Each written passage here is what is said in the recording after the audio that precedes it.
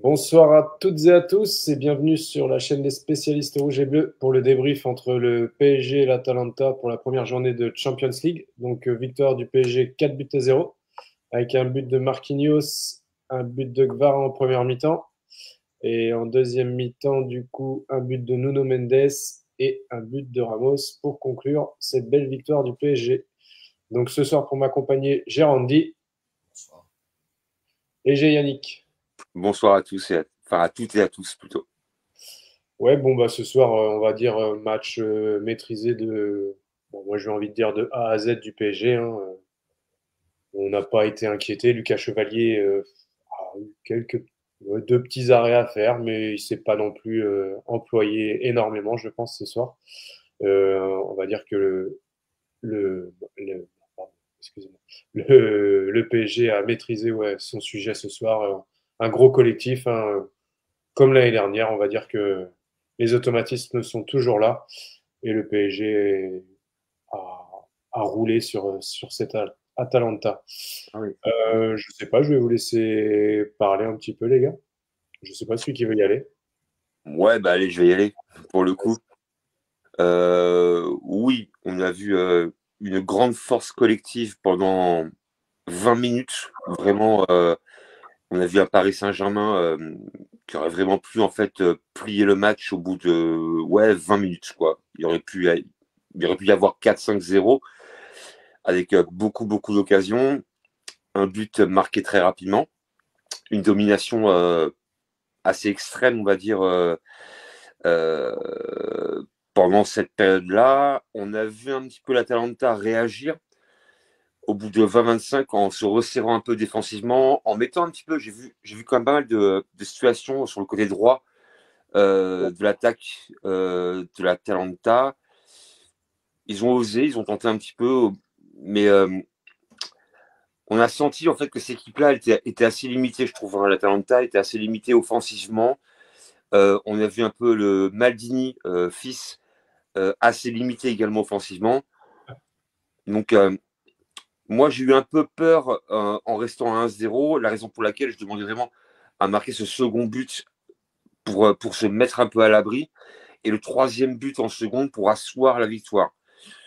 Mais après, je pense que le PSG est reparti sur de très très bonnes bases en Champions.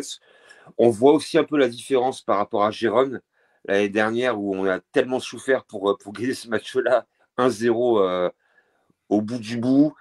Et là, on voit quand même la différence qu'il y a entre le PSG de la saison dernière avec aussi beaucoup de blessés.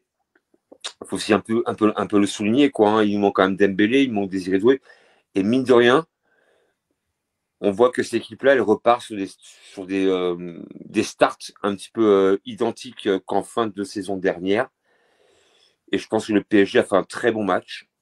Ils ont été appliqués, impliqués également. Donc franchement, je pense que mettre un 4-0 à l'Atalanta de Bergame, bah, c'est pas forcément fil à tout le monde. Quoi. Donc je crois que le PSG prend en plus la première place de phase de ligue avec le 4-0 au goal average.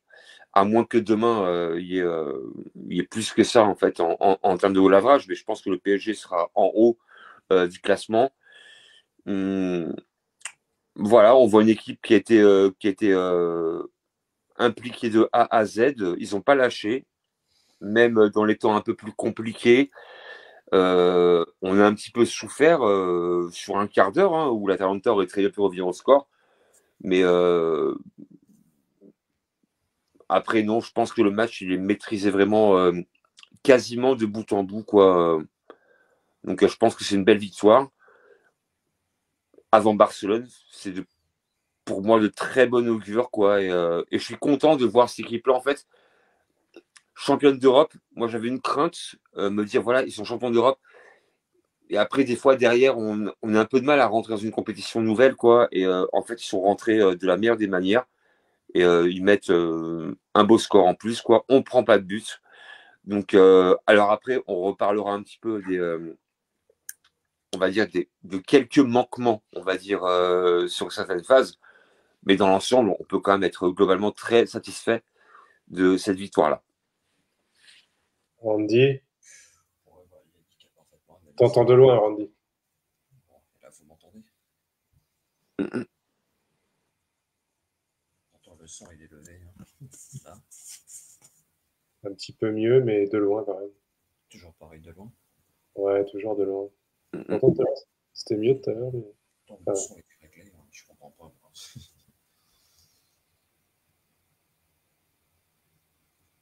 Je comprends pas. Pourtant, il est au maximum, mon micro. Ah, c'est bon, c'est bon, c'est bon. Ça y est, c'est bon, là? Ouais, là, c'est bien. Ça va. Bon, parfait. Bon, on va peut-être y arriver. Voilà, donc s'il faut que je mette mon volume à 4.0 ou à 40, comme pour le score du PSG, je le ferai, hein, parce que je veux bien. Donc, non, ce que je disais, c'est que Yannick a parfaitement analysé. Et puis on a pensé pareil, moi qui ai animé sur mon mur, c'est une victoire du Paris Saint-Germain qui a été faite avec une grande maîtrise collective. On en parlait justement lors de l'avant-match, Jérémy, comme quoi le PSG c'était sa force. Et là, le PSG a montré un match de haut niveau.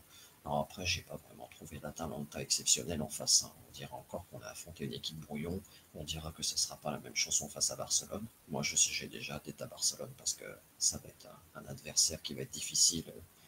Et c'est là qu'on va voir encore le vrai niveau du champion. Et c'est le 1er octobre d'ailleurs pour noter le rendez-vous de Barcelone. Mais dans l'ensemble, moi j'ai pris plus de plaisir à regarder cette rencontre que ce que j'ai vu dimanche. On ne peut pas comparer le championnat avec la Ligue des Champions. Contre Lens, on s'est ennuyé ferme. Et là, on a vu le PSG qui, d'entrée de match, a mis de l'intensité. Et quand on voit le premier but de Marquinhos, c'est quand même lui qui est à l'origine de cette action qui va jusqu'au bout parce que c'est lui qui fait le pressing. Donc encore une fois, on a la force d'une équipe, c'est-à-dire tout le monde joue, que ce soit défenseur, milieu, haute, c'est que chacun fait sa part du travail. Et je pense que ce soir, le score s'est terminé sur 4-0. Il aurait pu se solder sur plus lourd.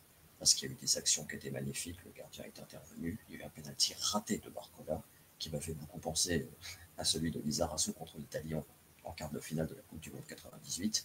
Sauf que Lizarazu, il était fatigué, alors que Barcola, il a complètement raté son tir. Mais globalement, c'est une victoire du PSG qui est méritée. Et contrairement à la saison dernière, par rapport à Girone, j'avais pas trop. C'était un match qui était très très ennuyeux. On n'avait pas eu autant d'occasions. On a gagné sur un score étriqué avec une arconada du gardien. Là, c'est le PSG qui a répondu en mode champion d'Europe. L'adversaire n'y a vu que du feu. Et il y a des joueurs qui sont impliqués sur cette victoire. Encore une fois, notamment Barcola, que j'aurais trouvé très bon, mais si on aura le temps de parler des tops et des flops, mais il y a un joueur que j'adore. Je sais qu'il va être précis sur les tops et les flops, Yannick. Ouais, effectivement, Barcola.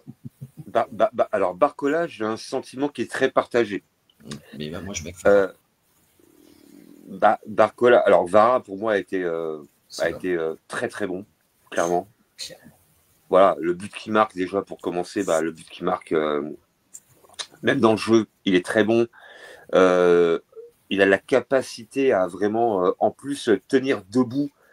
Même quand il est pressé constamment, il arrive à tenir le ballon, il arrive à trouver une solution. Pour moi, Vara a été très très bon. Je mettrai aussi l'accent sur Mendes, pour moi qui fait un très bon match.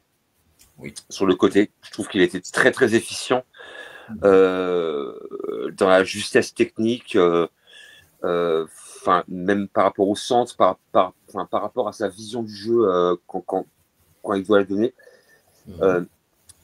Après Barcola, malheureusement, alors pour moi c'est un demi-flop, on va dire, quoi, parce que le penalty, il n'est pas raté, il est complètement horrible, on va dire, quoi. Il fait une passe en fait au gardien de but, quoi. Il ne tire pas le penalty.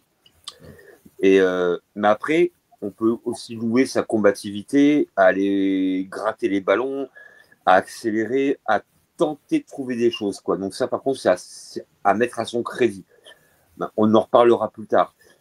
Mais après, dans l'ensemble, je pense que ce PSG-là a été vraiment 3 classes au-dessus par rapport à Bergame. Faut être honnête, quoi. Et moi, ce qui me fait très plaisir, c'est que on défend notre titre. Et à la rigueur, je prends enfin conscience finalement qu'on a un titre à défendre, vu que voilà, on a du mal à y croire qu'on est tenant de la LDC, mais ce soir, on peut voir que on est tenant et qu'aujourd'hui, on doit défendre ce titre-là.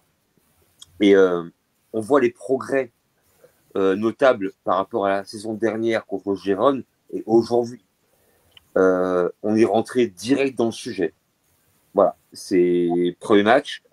Il manque des joueurs. Voilà, beaucoup de joueurs. On a encore Neves qui ressort avec une petite pointe à la cuisse apparemment. Mais cette équipe-là, en fait, elle est vraiment complète. Même quand il y a des absents, on peut voir que les remplaçants, en fait, ou les co-titulaires, j'ai envie de dire, bah, font le boulot, quoi. Donc, non, c'est une bulle d'air pour moi, hein, cette équipe-là. Moi, j'ai pris beaucoup de plaisir à l'avoir joué ce soir, en tous les cas. Et c'est une vraie bulle d'air de voir cette équipe-là se battre, encore une fois, ne pas lâcher, pas prendre de but également. Pour moi, c'est hyper important. Un clean sheet, c'est important. Maintenant, c'est que le début, évidemment. C'est un match, mais ce match-là, faut quand même le gagner. C'est pas forcément évident. Quand on voit hier un petit peu les conjonctures par rapport aux résultats, moi j'ai vu des résultats hier, mais j'étais choqué limite par rapport à des clubs attendus mais qui perdent. Donc je pense que le PSG a bien commencé sa quête à la défense de son titre, hein, même si bien évidemment c'est un premier match, mais comme tout début, faut bien commencer. Après, c'est vrai que le but de Mendes, moi, quand j'y repense, je sais pas toi, Yannick, puisque j'ai toujours des références, le but de Mendes, il me fait beaucoup penser à un autre. On n'a pas entendu. J'ai pas entendu. Qui n'a pas entendu, Yannick ou toi? Moi. C'est un peu, en fait, la voix est un petit peu faible quand tu parles. C'est bizarre, pourtant, là, je suis à côté. Là, c'est un peu mieux. Faut être très près du micro, en fait, je crois. Là, je suis près du micro. Là, ça va. Ouais, c'est bien. Là. Ouais. Bon, j'en vois pour un casque, alors, je crois. C'est pas possible, c'est pourtant pas un casque à 5 € que j'ai acheté, on n'est pas dans une boutique indienne, merde. C'est bizarre, on va me crier au racisme dans pas longtemps si Mélenchon est le live. Enfin bref, juste dire que le but de Mendes, il m'a fait beaucoup penser à un autre but.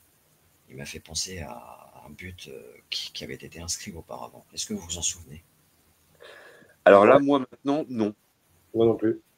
Bon, Mendes, il a déjà marqué dans cet angle-là. C'était contre Gérone, on est d'accord. Ah oui, où le gardien de but se plante. Effectivement, ouais. D'accord, mais il y a un joueur qui avait marqué dans un angle fermé aussi, qui a, je ne vais pas vous faire chercher longtemps, hein. Il était bon, mais il était trop souvent blessé. C'est la première ère Qatari. Pastore, non? Voilà, Javier Pastore contre Lyon. Chelsea. Chelsea, c'est en 2014, mais contre Lyon. Ce but qu'il met contre Lyon en 2011, c'était aussi dans un angle fermé. On gagne 2-0. Avec Jallet, le deuxième buteur et commentateur de ce soir. Ça m'a fait penser à ça, l'angle fermé. D'accord. Chelsea, j'en ai parlé aussi. Ça m'a fait beaucoup penser à ça. Ok. Là, pour le coup, là, effectivement, là, pour le coup, là, merci de rafraîchir les mémoires parce que là, j'avais pas la ref, effectivement, là, pour le coup, là. C'est pas grave, mais ça lui ressemble, hein. Pour moi, ça lui ressemble, ce but. Après, Mendes, il est vraiment. C'est vrai que lui, on voit qu'il a retrouvé ses jambes. Hakimi, un peu moins. Mais alors lui, purée. Ah, Hakimi, il était bon, hein. Non, je te dis pas qu'il a pas été bon, Hakimi. Mais tu vois qu'il a pas les jambes qu'il avait fin de saison dernière, quoi. Bizarre. Ouais, je suis pas forcément. Tu le vois moins faire de différence quand même que fin d'année, quoi. Dernière, je veux dire. Ouais, il aurait encore pu marquer ce soir, mine de rien. Hein. Quand il met la frappe sur la remise, il met une belle frappe. En termes de vitesse, quoi. Ouais, moins incisif, quoi, tu vois. Ouais. Alors, peut-être un peu moins incisif, mais à très haut niveau quand même, mine de rien. Ah oui, non, mais je te dis pas qu'il a été mauvais ou quoi que ce soit. Mais tu vois, par exemple, Nuno Mendes, lui, tu vois qu'il a les cannes, mais. Il a les cannes, ouais, effectivement. Ouais, tu as raison. Oui. Il a raison, Michaelos aussi, parce qu'il est en train de me rappeler un souvenir. Cavani aussi, il l'a déjà fait dans un angle fermé. Là, je parle sans la mousse, alors j'espère que vous m'entendez mieux. Cavani, il l'a fait contre Bastia. Ouais, contre Bastia, c'était sacré. Oui, mais le pire, c'est que pour sur Landreau même. C'était sur Landreau. pour ta référence, Michael, c'était toujours là, c'est que moi, le but de Cavani, il l'a mis dans un angle fermé, mais il m'a rappelé un très mauvais souvenir similaire que le PSG s'était pris à Sedan, 2 décembre 2000, avec Cédric Lyonnais 5-1. C'est exactement le même but. Ah oui, à Sedan, oui. Ah bah oui, là, on prend le bouillon là-bas. Hein. Ah, effectivement, ouais. C'est Ouais, Lyonnais qui oui. prend Ratana et Letizy. C'est le même but. Ouais. Et je crois que tu avais. Comment c'était Pius à Sedan, c'était Pius. Comment il Il était pas mauvais, lui. Enfin, sans vouloir faire de vilain jeu de mots, hein, vu qu'il malheureusement, je crois qu'il est décédé. Je crois. Je crois aussi. Ouais. Il est pas décédé, Pius Ndiefi. Je dirais. Pas lui, non. Ou c'est Papé, ah, je sais plus. Ah merde. Vous confondez avec celui. Ah, je confonds avec un joueur, je pense. Qui est mort en Sénégal. Ouais. Papa Bouba Diop. Ah oui, oui. Papa Bouba Diop. Oui. Oui. Alors, pardon, Pius. Ah ouais, non, on dit des conneries. Non, c'est Papa Bouba Diop. Ouais, donc je confonds. Ouais, j'ai confondu. Donc, pardon à la famille.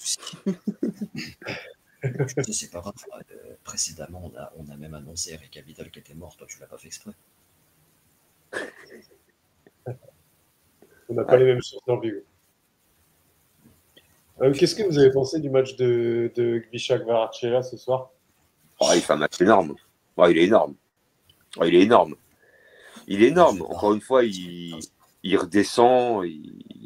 Voilà, il redescend. Non, il est énorme. Il est énorme. Il a une capacité, en fait, à supporter le pressing, à garder le ballon. Physiquement, il tient debout, il ne tombe pas.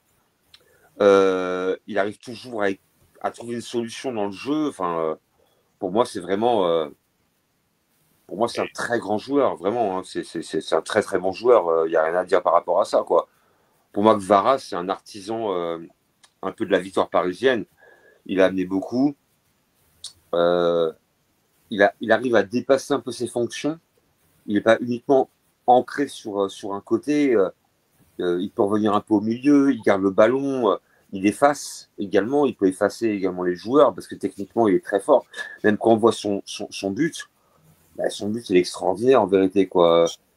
C'est un bijou, quoi. Je veux dire, c'est un bijou. Il arrive, il part côté, enfin, il part pied gauche, il efface, il rentre pied droit et bim derrière, quoi. Enfin, en fait, c'est un but à planter au Louvre, quoi. Je veux dire, quoi. Voilà, quoi. Ce mec-là est extraordinaire. Voilà, il a un talent. Il avait dribblé 3 joueurs. On aurait pu aussi comparer le but avec Wea au Bayern. Et oui, exactement. Ouais, là, pour le coup, tu vois, là, j'ai la ref. Mais oui. Il a la capacité, en fait, technique. Il arrive, en fait, il voit le jeu. Il arrive à lire le jeu, quoi, à donner quand il faut donner, à y aller seul quand il faut y aller seul. Non, c'est un joueur il a une vision, en fait, à 360, quoi. Il est fabuleux, ce joueur-là. Hein. C'est vraiment... Ce soir, il a été vraiment très bon. Moi, non, pour moi, c'est largement un top sur ce match-là. Clairement, on en reparlera tout à l'heure, mais pour moi, c'est un des grands artisans de ce résultat ce soir, quoi. Il est colossal, quoi. Voilà, quoi. Il est colossal, vraiment. Ah oui. Yannick, puisque tu dis qu'il a une vision à 360 degrés, je sais pas, vous m'entendez mieux là? Ça va. Je sais pas qu'est-ce qui se passe avec mon micro, c'est pas grave. Mais c'est pas grave, hein. On t'entend. Je disais que là, vous m'entendez, c'est bon. Vous m'entendez? Ouais, on t'entend. Ouais. Je sais pas qu'il faut régler les paramètres. Je disais que si Kvara, il a une vision à 360, si vous m'entendez. Là, oui. Là, on t'entend. Ouais, il faudra revoir les paramètres des micros avant le match, hein, c'est pénible. Est-ce que par hasard, Yannick, si tu as la référence, est-ce qu'il a pris des kilos Panoramac? Est-ce qu'il a pris Est-ce qu'il a pris des kilos Panoramac? Peut-être. Tu sais pourquoi je dis ça ou pas? Non. Ah, c'est con parce que les kilos Panoramac, tu vois 180 degrés sur les côtés, c'est d'enfer. Il a pas par rapport au fois. Ouais, tu vas loin là, putain. Non, mais c'est qu'il a. Non, mais c'est que effectivement, mais blague à part, c'est que ce mec-là a une vision du jeu qui est assez exceptionnelle, quoi. Je veux dire, à la base, c'est un numéro 7. Je veux dire, donc, En théorie, c'est un joueur plus de côté. Donc, mais voilà, je sais pas. En plus, il fait les efforts défensifs. Il est vraiment complet. Hein. Je trouve que c'est vraiment une. Alors, c'est une pioche pour moi merveilleuse pour le PSG. Moi, je me rappelle quand il est venu, je me dis, ouais, c'est un petit peu un Ginola. Voilà, quoi, qui déborde beaucoup sur le côté gauche. Mais en fait, il ajoute à ça une intelligence de jeu à voir justement en panoramique, quoi, voir vraiment autour de lui. Voilà. Il n'est pas ancré sur un côté ou sur un poste. Il arrive à diriger le jeu. Et moi, ce que j'ai vu ce soir, en tous les cas, pour moi, c'est un joueur, pour moi, qui est vraiment, il a la capacité de lire le jeu, de faire des bonnes passes, de presser, garder le ballon et de marquer. Pour moi, c'est un joueur qui est hyper complet, quoi. Il est hyper complet. Et techniquement, il est très fort. Et en plus, il a une frappe de balle qui est assez extraordinaire. Hein. Pour moi, c'est vraiment Un sacré un de ses missile. gros. Comment? Il envoie un sacré missile. Ah oui, et c'est pas le premier qui l'envoie. Hein. Quand vous rematez en fait la saison dernière en Ligue des Champions, il a mis aussi quelques missiles, hein, mine de rien. Ah bah Martinez, il s'en rappelle. Aston Villa, hein. Même face à l'Inter. Et là, face à l'Inter, on voit un petit peu là. Et face à l'Inter, quand il part sur le côté gauche, il frappe avec une technicité qui est assez exemplaire. Donc il cumule un petit peu toutes les forces, on va dire quoi. Il est technique, il est puissant, il lit le jeu. Sur le pressing, il est très arrogant, mais dans le bon sens du terme. Il perd pas le ballon où il le récupère. Pour moi, c'est un gars qui est hyper complet, quoi. Donc je comprends pourquoi Enrique le voulait, quoi, finalement, quoi. Hein. C'est un joueur qui est hyper complet. Et encore, pour moi, il est encore plus complet aujourd'hui qu'à l'époque du Napoli. Il a encore même progressé par rapport à sa façon de jouer. Pour moi, c'est un très très grand joueur et on l'a encore vu par rapport à la trêve internationale. Il a encore marqué la Géorgie. Enfin, il est très important dans le système de jeu. Et donc, c'est un joueur, à mon avis, et il est jeune. Hein, il a quoi? Il a 24 ans. Donc, à mon avis, c'est un joueur. Il n'est pas encore au bout de sa progression. Mais c'est quelqu'un qui peut, d'ici 1-2 ans, être vraiment encore même plus fort. Quoi. Il peut encore progresser. Hein. Je pense qu'il a une marge de progression. Mais déjà aujourd'hui, pour moi, c'est vraiment chapeau. Hein. Franchement. Il y a Michael Kos, là, Jaren Toski, là. Il dit que Vara me fait penser à Marco Sierra. Je trouve que la comparaison. Marco Serra, vous m'entendez? Serra? Ouais. Alors, moi, j'ai rien contre Serra. Hein. Franchement. Mais la comparaison, là, peut abuser. Et là, ouais, la comparaison, elle est un petit peu triviale, je trouve, hein, quand même. Hein. Marco Serra, moi, ça me fait penser surtout à beaucoup de choses, à de bons souvenirs. Premier but contre Rennes en 2007, mais malheureusement une défaite. Et puis surtout, quelque chose qui me vient de Marco Serra, c'est sa bourde contre Caen. Merci. Tu m'as enlevé le mot de la bouche. Ah oui, il fait une passe en retrait qui est hyper molle, quoi. Il fait pas une passe en retrait, il marche sur le ballon. Ah oui, oui. Il marche sur le ballon. 1er décembre 2007. Ouais. C'était Nicolas Florent. Putain, mais toi, comment tu te rappelles tout ça, en fait, quoi? Putain, la vache. C'est comme ça. Et puis, par contre, ouais. passe décisive, c'est Paredes qui l'a fait en 2019. Oui, il marche sur le ballon, ouais, tu as raison. Ouais, il marche sur le ballon. C'est comme ça. Bon, après, il a fait des bonnes choses, mais bon, après, comparer Vara et Chara, à part que ça finit par Ra, mais bon, je vois pas trop de trucs, quoi, tu vois. Il y a un monde, je crois. Ouais. On a le son il est meilleur, j'ai levé à fond. Bonsoir à tous. Yo. Depuis le Canada, devant l'Empire State Canada Building. Merci Randy. J'espère que tout le monde va bien. Écoutez, premier match de cette défense de titre. Première victoire. Un score qui aurait pu être encore plus gros, 4-0. Présentement, Barcola qui rate un penalty. Malheureusement, il a très très mal tiré, mais bon. Il est un petit peu bizarre aujourd'hui, Barcola. Mais voilà, 4-0. Chevalier qui a pratiquement rien eu à faire. La défense qui tient le coup et surtout 2 buts de nos défenseurs. Donc, c'est surtout qu'il monte beaucoup. Et en fait, voir Marquinhos encore comme ses plus belles années il y a quelques années, qui monte en tant qu'avant-centre, c'est quelque chose qu'on adore voir en fait avec Marquis. Et c'est attachant de voir ce genre d'action de sa part. Et voilà, Gvara, quelle action ce sublime géorgien, en fait, qui vient mettre le 2-0, un slalom magnifique. Il a pris la balle au milieu de terrain carrément et il vient mettre son petit but. Donc voilà, j'espère juste simplement que Joao Neves, c'est pas trop grave dans son cas. Non, non, non. Non, Mais ouais, c'est une contracture en fait derrière la cuisse, donc normalement c'est pas trop méchant. tant mieux si c'est ça. Et Normalement, hein, je voilà. dis Donc, pas médecin du PSG, mais bon, normalement c'est une pointe. Il a une pointe. En fait, il y avait une pointe un peu derrière la cuisse. En théorie, c'est quelques jours, mais bon, normalement, il y a pas une incidence grave par rapport à la blessure. Et là, par rapport à Marquinhos, ça faisait 4 ans qu'il n'avait pas marqué en Ligue des Champions, hein, je crois. Hein. Marquis, ouais, ça fait longtemps. 4 ans, hein, je crois. Hein. Bah, son dernier but, c'est contre l'Atalanta de Bergame, je crois, Ah, peut-être. au final en 2020. je pense qu'il remarque. Non, puisqu'en 2021, il marque contre le Bayern. Ah, Avec la ok. neige. Donc c'est bien Avec la 4 ans. neige et tout. Alors, c'est Donc, bien. non, effectivement. Alors, Sur une passe magnifique de Neymar en plus en 2021, si tu te rappelles, voilà. Randy. Ouais, Oui, oui. ouais. Et, Il était en jeu d'ailleurs. Il était pas en jeu.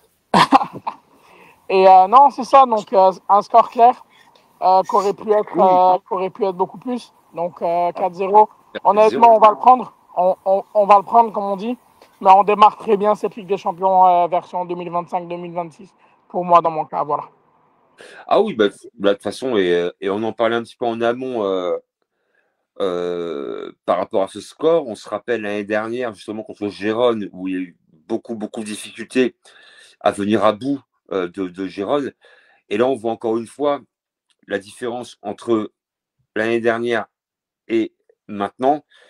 Le PSG, en fait, a vraiment un statut de champion à défendre. Et ils l'ont fait ce soir. Alors maintenant, évidemment, c'est un premier match. Mais mine de rien, c'est pas forcément évident de s'imposer sur une première journée, hein, parce que bon voilà, on est sur un début de campagne, donc on peut très bien aussi s'asseoir sur un titre acquis et être un peu plus prétentieux, on va dire. Mais ce PSG-là, C'est pas le cas du tout. et c'est pas du tout le cas, quoi, en fait, quoi. Et on voit l'importance, encore une fois, d'Enrique, à mon avis, qui a un petit peu refait un peu descendre les gars un peu sur terre. Voilà, c'est bien. Vous avez une Champions League. Maintenant, l'idée, c'est la défendre. Voilà. Alors, je dis pas qu'on va la gagner. Hein. Encore une fois, c'est un premier match. Il reste tellement de matchs à jouer que, mon Dieu.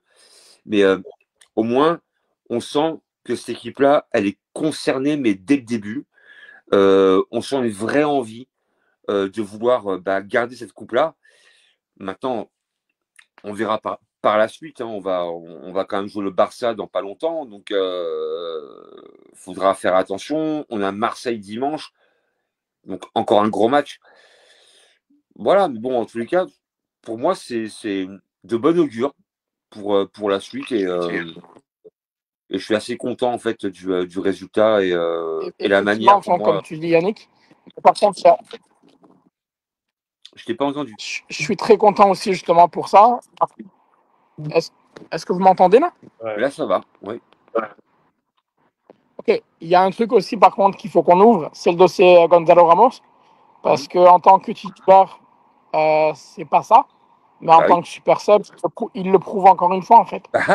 En fait, depuis longtemps, je le dis, Ramos, pour moi, c'est pas un titulaire à part entière parce que justement, c'est un super sub.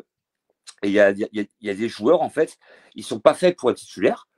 Et parce que pourquoi? Parce qu'en fait, Ramos, en rentrant, il profite de ce qu'a fait l'équipe en amont, à bien fatiguer les défenses, enfin la défense plutôt quoi, et à valider, on va dire, la fatigue en marquant un but. Et on l'a vu encore. Et son but, encore une fois, bah, c'est un but de renard.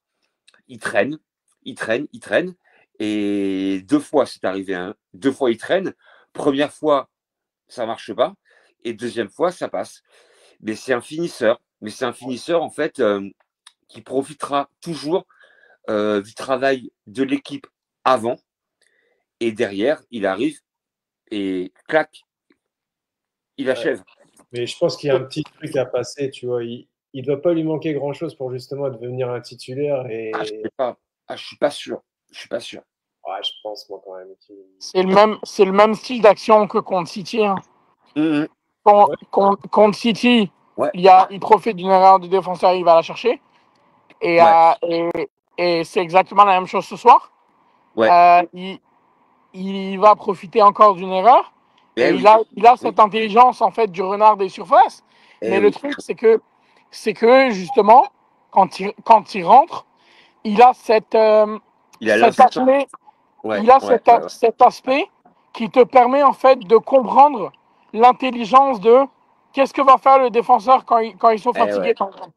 Oui, mais c'est ça en fait. Et souvent, c'est vrai, je suis d'accord avec toi. Mais s'il a l'intelligence dans le dernier quart d'heure, il doit l'avoir dans les 75 premières minutes. Non, justement, non. Ah bah non, moi je vais te dire non. Et je vais te filer un exemple concret. À United, tu avais Solskjaer, qui a souvent été considéré comme un super sub, qui n'a quasiment jamais été titulaire, mais dès qu'il rentrait, il marquait. Ouais, mais il rentrait. Attends, Solskjaer, il avait qui devant lui aussi? Comment ça devant lui? Bah, je veux dire, qui c'est qui remplaçait? Il jouait avec qui? Avec York et Cole? Ouais, quand même. Bah ouais, voilà. Donc il avait 2 gros attaquants quand même devant. En termes de justement, chez nous, il y a personne, quoi. En 9-9. Ouais, en fait, Ramos, en fait, pour moi, son rôle de Ramos, c'est de finir le travail. Il profitera toujours, en fait, des attaquants en fait, du PSG qui fatiguent un peu la défense. Et lui, en rentrant, il profitera du travail qu'ont fait les copains, quoi. Ah non, mais après, je suis complètement d'accord avec toi hein, sur ça. Hein. Ah non, mais ça. C'est vraiment le.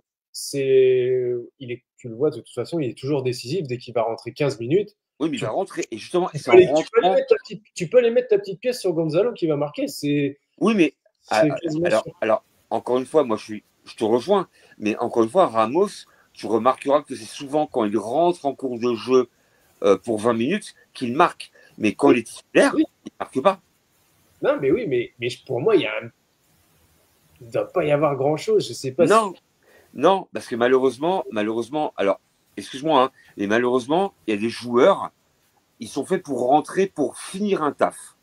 Et il y a des joueurs, ils vont être titulaires, ils vont fatiguer une défense et marquer, mais Ramos, pour moi, c'est un finisseur, mais dans tous les sens du terme. Ramos, malheureusement, quand on le voit titulaire, et cite-moi les matchs en titulaire où il marque. Il n'y en a pas. Par contre, quand il rentre pour 20 minutes, en général, il profite du travail fait en amont, travail de fatigue, on va dire, quoi, physique, pour marquer, comme ce soir, tu l'as vu. Jérôme, je vais te donner un exemple d'un autre joueur qui était comme ça il y a quelques années, c'est Lucas Vasquez, parce que tu avais Ronaldo Benzema Bell, et lui, en fait, il rentrait un bout de match, et son but, il était là. Oui. Comme en finale de Ligue des Champions, son petit but, il était là. Après, c'est un rôle. Après, évidemment, Jérém, je te rejoins par rapport à ça. Mais je pense que, pour moi, Ramos n'est pas fait pour jouer 90 minutes. Parce que, en fait, il n'a pas le jeu pour ça, je pense. Il n'a pas le jeu. Et le PSG n'a pas ce jeu-là. Le PSG, depuis quasiment bientôt 2 ans, joue sans véritable numéro 9. On le voit. Mais... En fait, j'ai l'impression que justement le fait que si par exemple tu le démarres en tant que titulaire, regarde le nombre de ballons qu'il touche. Il n'est pas à l'aise en tant que titulaire justement. C'est pour ça parce que tu constates que Ramos ne va pas toucher beaucoup de ballons quand il est titulaire. Et c'est ça le problème au Paris Saint-Germain, Jérém. Oui, Ramos c'est pas un joueur de ballon. Lui, c'est vraiment. Justement. Et comme en fait, Enrique a mis un système avec un faux numéro 9, du coup, Ramos, il ne pourra pas s'intégrer en tant que titulaire. Par contre, quand, on va dire, le faux numéro 9, je sais pas Dembélé par exemple, je veux dire Dembélé ou autre, mais fatigue. Alors, peut-être que le système n'est pas fait pour lui aussi. Exactement. Et c'est carrément ça, en fait, quoi. Mais par contre, effectivement, tu fais rentrer pour une demi-heure, un quart d'heure, 20 minutes. Là, il va profiter un petit peu du travail qu'il fait en amont. Et là, il peut marquer. Et ce soir, on l'a vu, quoi. On l'a encore vu ce soir. Et on l'a vu sur plein de matchs. Et tu prends, même par rapport à City, quoi, mais son but. En fait, c'est, comment dirais-je, en fait, c'est une arme fatale, mais pour une durée de temps assez limitée. Donc, un quart d'heure, 20 minutes. Mais c'est hyper important par rapport à ça. C'est hyper important de pouvoir compter sur un joueur qui peut finir le boulot. Et on a vu plein de joueurs comme ça. On reprend des exemples d'autres clubs en Coupe d'Europe. Tu fais rentrer le mec il plante. Le mec il plante, c'est automatique. Et moi, je prends souvent l'exemple de Solskjaer à United, même si effectivement, il était archi entouré, quoi. Mais en tant que titulaire, Ferguson le voulait pas, mais en tant que super sub, il le faisait rentrer. Le mec, il marquait tout le temps, tout le temps. Alors, c'est un rôle qui est ingrat, j'avoue. Frustrant, limite, quoi. Mais ça, après, c'est un peu le foot qui veut ça aussi, des fois. Ouais. Vous avez pensé quoi de la prestation du petit Mayulu? Très bien, très bien. Et même pour dire, pour moi, je le mettrais même en top pour ce match-là, vu qu'il est rentré titulaire pour la première fois, je crois. Et je trouve qu'il a été très, très efficace, très sobre également, quoi. Et pour moi, il a amené beaucoup. Voilà, pour moi, il est très mature par rapport à son âge. Et c'est un joueur qui est en évolution constante. Et je trouve que franchement, c'est un très bon joueur en devenir. Alors, il est déjà très bon, évidemment. Mais pour moi, c'est un joueur qui peut vraiment, vraiment gratter une place. Mais tu vois, lui, c'est ce que je me suis demandé aussi. Il était même pas en équipe de France Espoir, quoi. Je crois pas, hein. Ouais, mais bon, ça après, c'est pas grave. Moi, Ouais, il est au ouais, PSG. Donc, pour moi, ah ouais, non, je suis bête. De toute façon, il était blessé. Je crois. mais Mayoudou, pour moi, il a pris une dimension en pareil. Mais après, il a été utilisé un petit peu en dose homéopathique avec Enrique. Il a fait des bouts de match. Là, il le colle titulaire. Et moi, il m'a pas déçu, quoi. Il trouve des solutions. Il porte pas trop le ballon. Il a Oui, pas ce qu'il faut. simple et tout. Il a une maturité, je trouve, en fait, Mayoulou. Et moi, pour moi, c'est un Un peu à joueur qui est. un peu à la Warren, un peu à la Warren, Zaïre Emery, hein. Ça se chauffe, moi. Ouais, En ouais, termes de maturité, hein, en termes de maturité, je te parle. Ah oui, oui, ah oui, oui, ah oui, ah oui, clairement.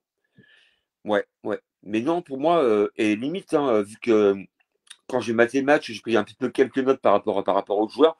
Et Mayoulou, moi, je l'intègre vraiment sur un top sur ce match-là, quoi. Il a fait 1 heure. Pour moi, il a fait une très bonne heure.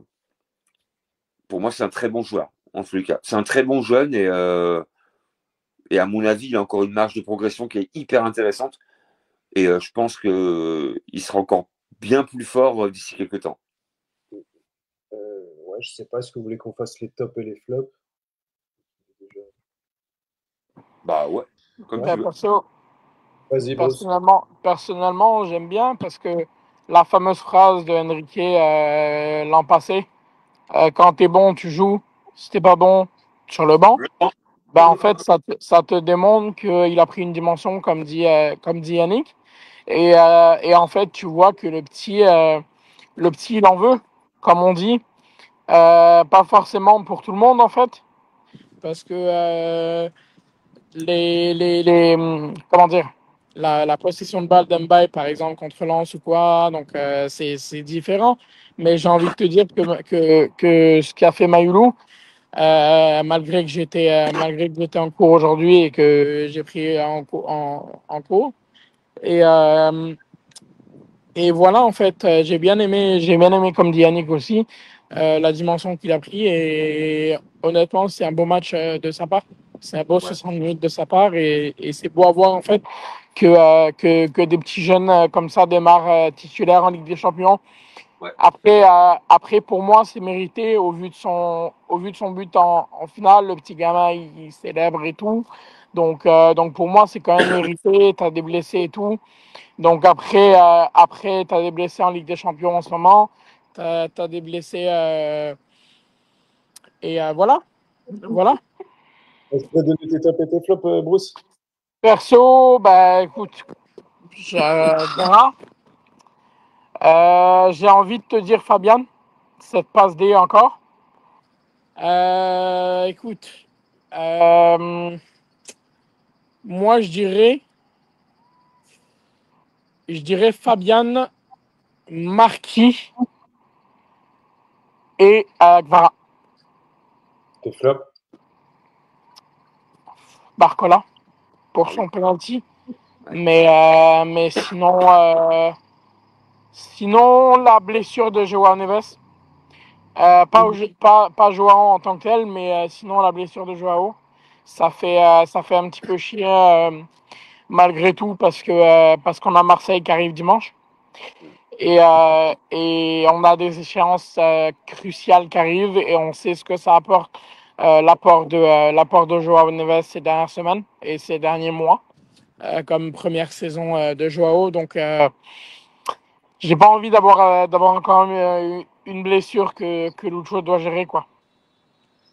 Apparemment, par rapport à Neves, c'est pas très grave. Hein. C'est une pointe. Hein. Une pointe, en fait, derrière la cuisse. Donc, bon, apparemment, c'est pas non plus rédhibitoire pour dimanche, quoi. Ouais. Randy, tu veux donner tes tops et tes flops? Ouais, bien sûr. Sans hésitation, si vous m'entendez, bien sûr. Ah oui, là, oui, bien, d'ailleurs. Même Ça mieux va, que tout à l'heure. Ah bah ça va, j'ai réglé les micros de mon paramètre, donc il fallait faire un petit tour. Parce que comme il a été remis à 0, donc c'est pour ça. C'est réglé comme ça. Alors les tops, bah, Kvaratskhelia, hein. Franchement, il n'y a pas à dire. Match, prestation majuscule de Kvara dès le début. Le mec, il a la maîtrise du ballon, il peut se manger des coups d'épaule, des semelles, tout ce que tu veux. Il est incroyablement résistant, ce joueur. C'est une véritable machine. Après, le deuxième top, bah, Nuno Mendes. Ah oui. Ce soir, il a été excellent, notamment avec un but fabuleux, avec un mélange d'Aston Villa de la saison dernière avec son slalom, et des angles fermés à la Pastore, comme il avait fait contre Girone. Et puis un troisième top. Ouais, moi je suis d'accord aussi avec Bruce, c'est vrai que Fabien il a été bon aussi ce soir. En plus, d'ailleurs, si le but de Takini aurait pu être conclu avec la talonnade qu'il a faite, oh, ça aurait été une belle action. Les flops, Barcola, bon, autant il nous a fait plaisir contre Lens, c'est vrai. Mais là, ce soir, bon, mis à part le penalty, c'était pas ça. Voilà. Après, ce qui est un peu chiant dans les flops aussi, c'est qu'on continue à avoir des blessés. Ça, c'est un peu pénalisant aussi. Yannick? Bah, par rapport au top, je suis un peu comme Randy, quoi, en fait. Hein. Mendes, pour moi, il a fait un super match. Clairement. Sur le côté, il a vraiment enrhumé la défense de l'Atalanta. Ruiz, effectivement, fait une super passe D pour Marquinhos. Donc, du coup, bah, Marquinhos, je le mets également dans les tops. Vu que pour un défenseur central, bon, il marque, il est vraiment devant, quoi. Donc, après, en flop, j'ai un petit peu innové, j'ai envie de dire. Alors, Barcola, j'ai envie de dire. Alors, encore une fois, quand je parle de flop, hein, c'est pas des flops, pas des matchs ratés, hein, c'est des prestations moins abouties, on va dire, quoi. Je préfère dire ça, parce que bon, ce PSG est tellement collectif que finalement, on dégage des flops, c'est un peu compliqué. Alors, Barcola, par rapport à son penalty, on a l'impression, comme les commentateurs de Canal+ l'ont dit, qu'il a trouvé le penalty un peu injuste, donc il a fait une passe au gardien de but, il ne voulait pas marquer, quoi. Un peu ça, quoi, on va dire, quoi. Et après, je vais un peu innover par rapport au flop. J'ai envie de dire attention par rapport à Chevalier. J'ai vu quelques situations un peu balle au pied, un peu bancales, on va dire, dans les relances, des fois pas très serein quand l'Atalanta commence un peu à presser. J'ai vu un peu le feu, donc méfiance par rapport à ça. Maintenant, comme je répète, c'est juste une amélioration, on va dire. Hein. Il n'a pas été mauvais vu qu'il ne prend pas de but. Mais attention au jeu balle au pied. Il a fait quelques approximations. Et après. J'ai pas vu ça. Ah, bah regarde la première mi-temps entre la 25 et la 40e. Ouais, ok. Où tu as quelques relances des relances un peu dangereuses, on va dire balle au pied, où tu mets un peu en danger ton défenseur. C'est un peu, voilà. Enfin, je t'invite à regarder quelques séquences en fait pendant un quart d'heure. Hein. Donc pour moi, encore une fois, c'est pas un flop, mais c'est un peu mettre un peu en danger le copain en défense pour bien relancer. Voilà, il n'y a que ça. Hein. Après, il prend pas de but. Bon, après, il n'a rien à faire non plus, quoi, à part 2 arrêts sur 2 frappes où il n'y a pas grand danger. Mais bon, en fait, c'est un axe d'amélioration. C'est pas un flop. Et après, en 3e flop, ouais, j'en ai pas vraiment, quoi. Enfin, moi, je pense que l'équipe a fait un match complet dans l'ensemble. J'ai pas. Après, comme on dit souvent, en fait, depuis un petit bout de temps, bah, cette équipe-là, elle gagne ensemble et elle perd ensemble. Donc, bah, quand ils gagnent, en général, il n'y a pas beaucoup de déchets. Donc, on va vraiment piocher dans quelques trucs, tu vois, pour trouver un flop. Mais bon, non, l'équipe a été constante, a été bonne, a supporté, on va dire, les temps faibles alloués pendant 10-15 minutes. Mais après, en dehors de ça, il n'y a pas grand-chose à dire, quoi. Je veux dire, cette équipe-là a été bonne dans son ensemble. Après, bon, Barcola, quand il tire un penalty, bah, tire le mieux, quoi. Je veux dire, quoi, mais une frappe, quoi. Donc, à part ça, toi, en pinaille, hein. C'est vraiment. Combien de pénaltys qu'on rate là depuis le début de saison? Bah, beaucoup. Il y a eu Dembélé c'est 4 sur les 8 derniers. 4 pénaltys ratés sur les 8 derniers.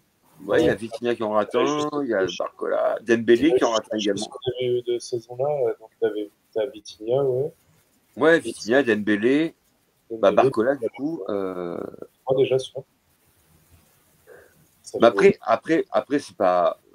Pour moi, encore une fois, c'est pas hyper grave, quoi. Donc, tu mènes 2-0. T'étais déjà à l'abri, quoi, mais. Bah, disons que moi, ce qui m'a un petit peu gêné par rapport à ce penalty, bah, déjà, il est très mal tiré. Mais en fait, il est très mal tiré. Mais imagine que le gardien de but part en fait l'autre côté. Ouais, tu dis oui. Tu dis bah, bien joué. Tu dis en fait, il est bien tiré. Donc, tu vois. Bien joué, ouais. Donc, en fait, tu vois, et la raison pour laquelle, en fait un tir au but, c'est hyper particulier, quoi, parce que tu tires très mollement, mais Neymar, on l'a vu souvent tirer assez mollement finalement, mais toujours avec beaucoup de justesse technique. Donc ça rentre. Là, en fait, Barcola, malheureusement, son échec, il le tire très mollement, mais si le gardien part l'autre côté, bah, il le met. Donc voilà, quoi. La raison pour laquelle un tir au but, c'est hyper compliqué à gérer. C'est mental, c'est la technique de la frappe. Enfin, il y a plein de paramètres qui rentrent en ligne de compte. Mais après, effectivement, à 3-0 à la mi-temps. Tu vois qu'il n'y a pas de hiérarchie au final dans les tirs. Non, il n'y a pas, mais en même temps, quand en fait, on sait bien que tous les joueurs savent tirer un penalty, clairement. Après, tu as un peu l'enjeu, tu as un petit peu la pression, tu as un peu la charge mentale qui va intervenir. Mais bon, après, effectivement. En fait, tout dépend aussi du score, du match et tout ça, tu vois. Là, il y avait 2-0. Ouais. Donc, bon, c'était pour plier le match. À 2-0, c'est pas très gênant. Non, bah non. Quand tu vois. On n'est pas la même que à 0-0. Yannick, attention, parce que si c'est tu dis que c'est pas gênant, mais si c'est 2-0, et que derrière tu es depuis plusieurs minutes, tu restes dans ta zone et que tu prends des attaques sur attaque et que tu subis, là c'est un peu plus gênant, oui. Mais là, pareil, contrôler le match, Paris Moi, contrôlait le match, mais voilà. regarde dans le match de Liverpool. Il y a 2-0 pour Liverpool.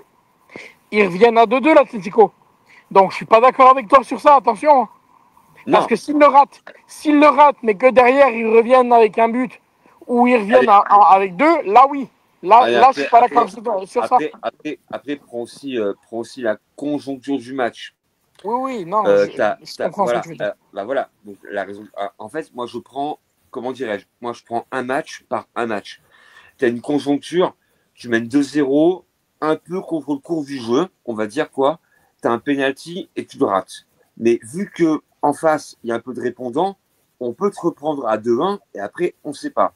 Mais là, à 2-0, on ne voit pas trop vraiment comment l'Atalanta peut revenir. Il n'y a pas d'occasion. Et tu prends les stats, Atalanta de Bergame, je crois que c'est 2 tirs cadrés et encore cadrés. Oui, mais il n'y a pas de danger immédiat. Paris, je crois que c'est quasiment 19 frappes dans le match. 22. 22, merci. Donc, en fait, alors, le 2-0, tu l'as acquis. Et là, on va dire que le troisième but est hyper important si devant, tu as une adversité. Mais là, quand tu rates le penalty, tu sais bien que le PSG va pouvoir en marquer un troisième. Même par rapport au réseau, tu pourras lire les messages. Et tu sens que l'Atalanta, en fait, ils ne peuvent pas revenir, quoi. Tu sens bien, je veux dire, enfin, je sais pas, tu vois bien qu'en fait, il n'y a pas de danger immédiat, quoi. Donc, le penalty n'est pas hyper grave par rapport au fait qu'ils le ratent, quoi.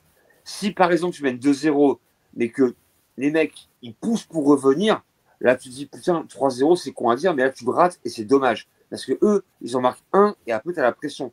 Mais là, pression, il n'y a pas de pression, quoi. Il n'y a pas. On sent C'est pas un plus pour danger, on va dire, quoi. c'est plus pour ces stats Ouais, aussi, parce que là, j'ai moi, les l'impression. stats, moi, je m'en Mais fous. après, mais non, effectivement, mais lui doit, je sais pas.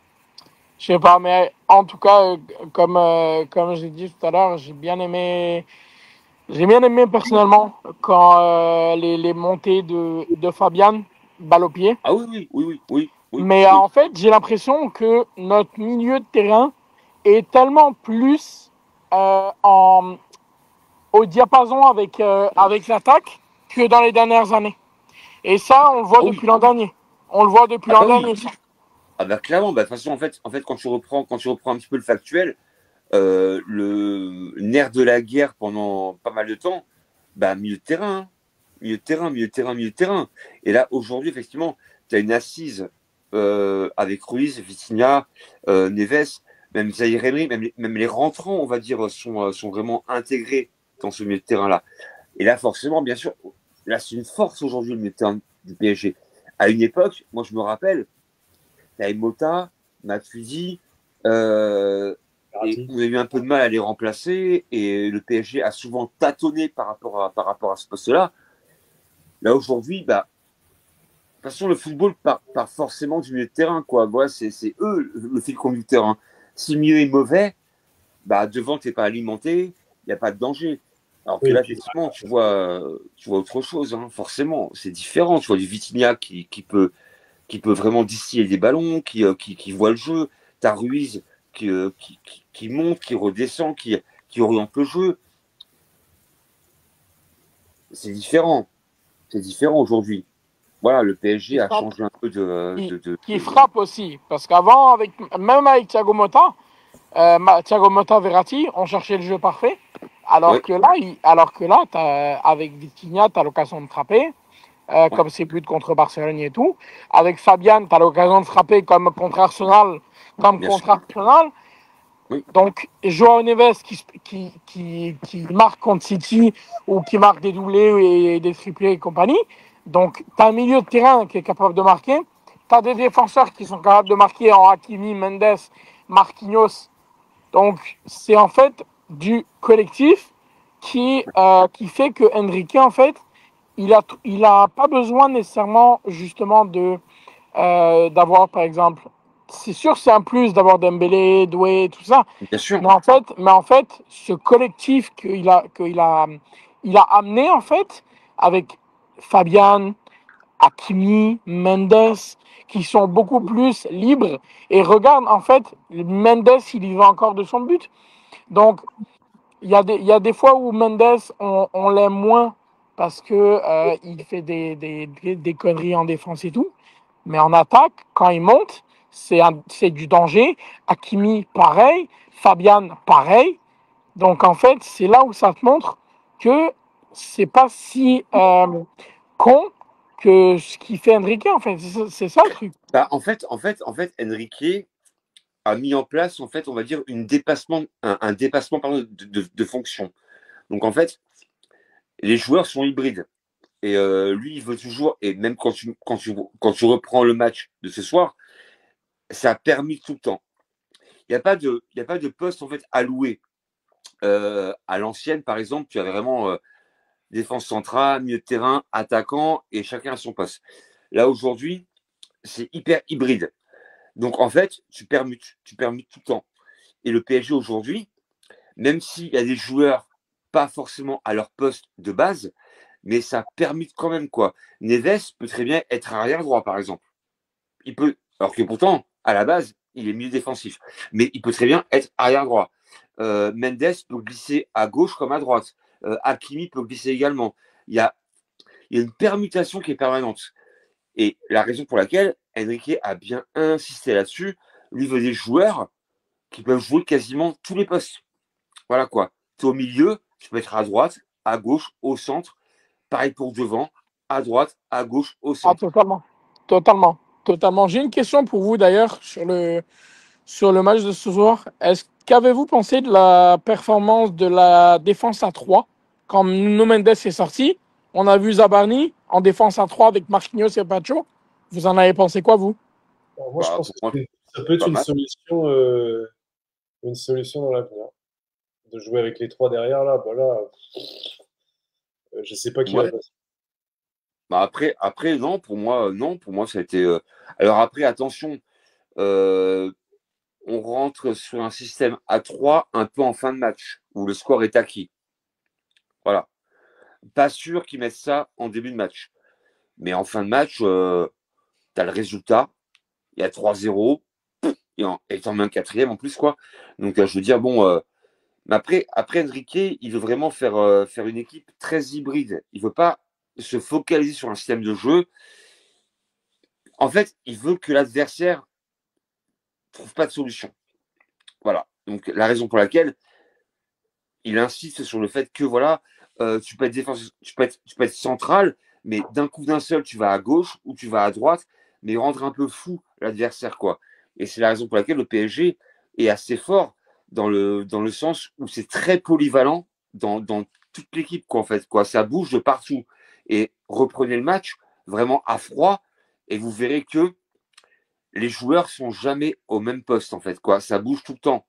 Et c'est la force du PSG, la force d'Enrique, de concerner tout le monde à chaque poste différent, qu'on va dire, quoi. Et quand tu es en face, eh ben, tu sais même plus à qui tu as affaire, quoi.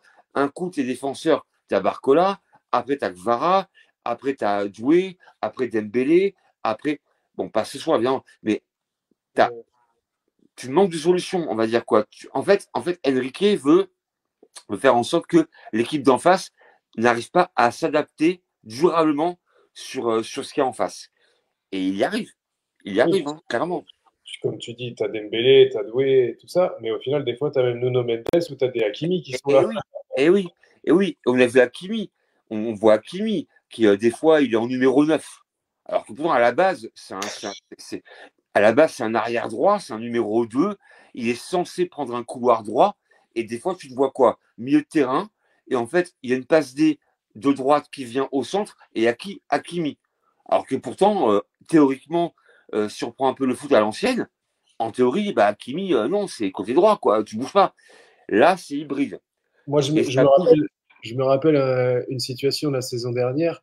C'est le deuxième but à Birmingham contre Aston Villa, où je Ouais, sais plus qui passe oui, le ballon à Nuno Mendes, ouais. mais je m'attendais. Je croyais que c'était Dembélé, toi, limite. Ah non, plein Qui centre. Nuno Mendes, quoi. Et tu vois, il est plein centre et il met une Ouais, ouais, frappe. c'est Et clair. pourtant, tu vois, à la base, il est arrière gauche. Donc Ouais, normalement, dans le foot, un peu normal à l'ancienne, quand tu es hyper structuré, bah, toi, tu es à gauche, tu es à droite. Mais là, non. Et en fait, tu as un dépassement de fonction tout le temps. Voilà. Donc, Dembélé peut très bien se muer en récupérateur, on l'a vu, comme Kvara. Et après, Neves peut très bien se muer en arrière droit, en offensif, en 6. En fait, c'est un système qui n'a pas de limite par rapport au poste, on va dire quoi. Il veut vraiment que tous les joueurs soient concernés et ça tourne. Et le but du jeu, bah, tu rends fou en fait le mec d'en face, quoi, en fait, parce que tu dis putain, mais comment je fais, quoi. T'as Dembélé, un coup il est en 10, un coup il est en 9, un coup il est en 7. C'est impossible de faire du marquage individuel, quoi. Et oui, et oui. Et c'est hyper compliqué. Et crois-moi, quand tu es en face, tu es entraîneur, t'as mal au crâne. T'as mal au crâne, quoi. Même un joueur, si à un moment tu dois défendre sur un Barcola, Eh oui. il va te manger. Après, tu vas avoir Nuno Mendes. Bon, il va te manger aussi. Mais tu vas avoir un Dembélé qui va te mettre un crochet, il va te casser les reins. Et ouais. Comment défendre. Et tu vois, et à l'ancienne, par exemple, tu avais un numéro 9, je sais pas, comme numéro 9, enfin, tu avais un numéro 9, et pendant tout le match, tu avais un défenseur sur un joueur. Mais tout le match. Ouais. Là, maintenant, tu as un défenseur, mais il peut se taper en fait 3-4 joueurs dans le même match. Ouais, bah oui. Donc, oui, et le défenseur va devoir s'adapter. Mais il n'y arrive pas. Et c'est chaud, parce qu'en fait, tu as un numéro 9, tu le marques. En fait, après le numéro 9, il tourne, il part à gauche, et tu prends un autre gars en faux numéro 9, et après, ça tourne, tu prends tel joueur qui rebat. C'est un mal de crâne, quoi. T'as une migraine à la fin, quoi. Hein. Et en fait, Enrique mise sur l'adaptabilité de l'adversité, on va dire, quoi. Et plus tu rends fou l'adversaire, bah, au bout d'un moment, bah, ça craque, quoi. Je veux dire, quoi, c'est pas possible. C'est pas possible. Je veux dire, bon. Et c'est un peu le but, quoi. Et la raison pour laquelle Enrique insiste bien sur le fait qu'il veut de la polyvalence dans l'effectif et faire que Barcola peut être un faux numéro 9, peut être à gauche, peut être à droite, un peu comme Dembélé, en numéro 10, en faux numéro 9, à gauche, à droite. Et les défenseurs, mais ils viennent fous, quoi. Ils tournent fou. C'est comme la séquence sur le but de Marquinhos, qui sait que le passeur décisif, c'est Fabian. Bah, donc, Fabian est resté en haut. Ouais. Et Marquinhos, pareil. Et oui. C'est ça, en fait, avec le Paris Saint-Germain qui est fou. Et ouais, et là, c'est un parfait exemple. Tu as Ruiz, il est limite ailier gauche, Marquinhos, numéro 9. Non, mais c'est la vérité. Parce que Marquinhos, en fait, il est en renard des surfaces. Il gratte le ballon, quoi. Il est dans les 6 mètres. Et ouais. Et donc, tu vois, Marquinhos. Alors, pourtant, c'est un décès, quoi, à la base, quoi. Et Ruiz, il est en ailier gauche. Il fait une passe qui est millimétrée. Pour qui? Marquinhos. Marquinhos qui est en numéro 9, qui va gratter le ballon, quoi. Mais justement, il y a deux défenseurs. Il y a deux défenseurs en Europe qui sont capables de faire ça et qui ont la constante intelligence d'un avant-centre et qui ont marqué aujourd'hui encore. C'est lui et Van Dijk. Van Dijk, il a marqué encore. Bah oui. Donc, en fait ces deux gars-là, en Europe, ils ont l'intelligence de rester aux avant-postes. Et regarde, ces deux-là, ils marquent. Bah oui. Les défenseurs centraux qui marquent. Bah bon, oui. Les gars, on va peut-être arrêter. Ça fait un petit peu plus d'une heure. Je vous dis bonne nuit. Et puis bah, maintenant, hâte d'être à dimanche pour le Classico. Ouais. Il y a un gros match encore qui nous attend dimanche. Ah bah c'est un match niveau LDC, normalement. Normalement. Normalement. Randy, je crois que tu l'attends avec impatience ce match-là, je pense, à mon avis. Oh, il n'y a pas que lui, hein, t'inquiète. Tous les supporters. Non, c'est pour autre chose, Yannick, je pense. Il sait de quoi je parle, Randy. Ah là, je sais pas. Là, c'est entre vous, les gars. Je vois pas de quoi il Tes bons amis marseillais, Randy. Tes bons amis marseillais, Randy. Non, moi, j'attends Barcelone aussi. Ah, là, Barcelone, effectivement, c'est avec beaucoup de gourmandise que je veux voir ce match-là, effectivement. Ouais. Bah, c'est dans 15 jours. 1er octobre, je crois.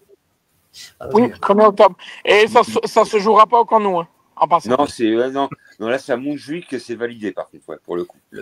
Attends, avant-hier, c'était peut-être au Camp Nou. Hier, c'était Non. Alors là, apparemment, de ce que j'ai vu, apparemment, c'est Montjuic, vu que le Camp Nou est déclaré encore un peu pas fiable, on va dire, quoi. Donc, Ouais, mais ouais. attends, ils sont capables de nous la mettre à l'envers. Ouais, Non, mais pour alors, ça- après, en fait, bah, vraiment, on s'en bat les couilles, hein. Moi, Oui, je oui. suis Camp ou Montjuic, j'en ai rien à foutre, quoi, personnellement. Ouais, mais ils pourront pas l'utiliser. S'ils l'utilisent pas contre Paris, ils pourront pas l'utiliser du tout pendant la phase de ligue, c'est le règlement. Ah oui, Ah ouais? Ouais. Ouais. Oh, bah, ça m'étonnerait alors qu'ils jouent pas contre Paris. Hein. Ça me paraît Non, bizarre. justement, bah, dans après, les. on va au Nou Camp. Et alors, on va au Nou Camp, hein, sérieux. Ah ouais. Ah ouais, mais tu Pas tu vois, peur, hein. je savais pas ce petit point de règlement et tu vois, ça me paraît bizarre qu'ils se privent du Camp Nou toute la phase de ligue quand même. Je trouve ça chelou. Mais Ouais, bah après, Le On verra 1er bien. octobre, on a gardé que des bons souvenirs du 1er octobre. Alors je pense qu'il n'y en a qu'un seul qui était mauvais, c'était en 98. Sinon, je peux vous dire qu'on a gardé des bons souvenirs en 1er octobre. après, le vas-y, Barça, fais-nous-en quelques-uns des 1er octobre, Randy.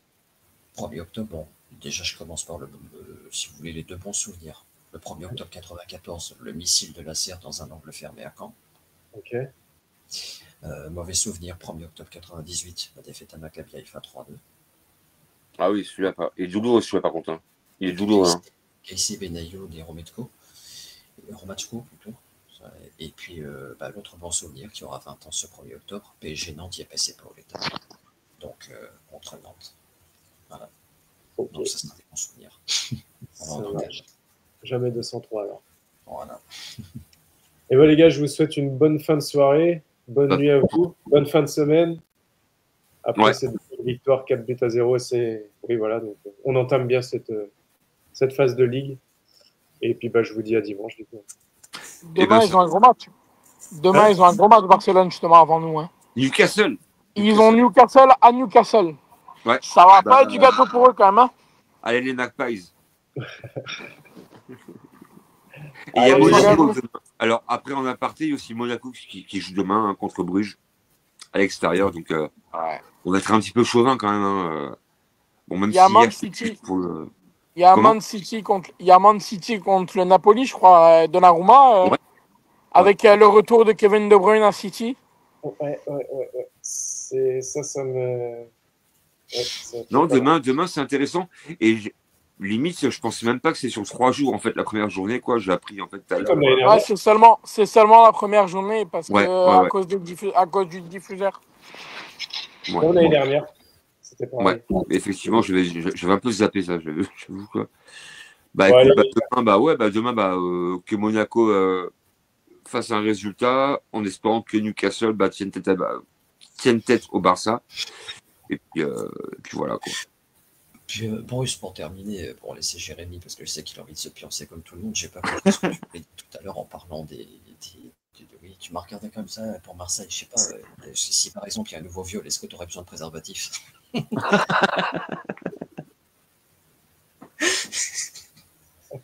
Je vais te les envoyer depuis Canada Air.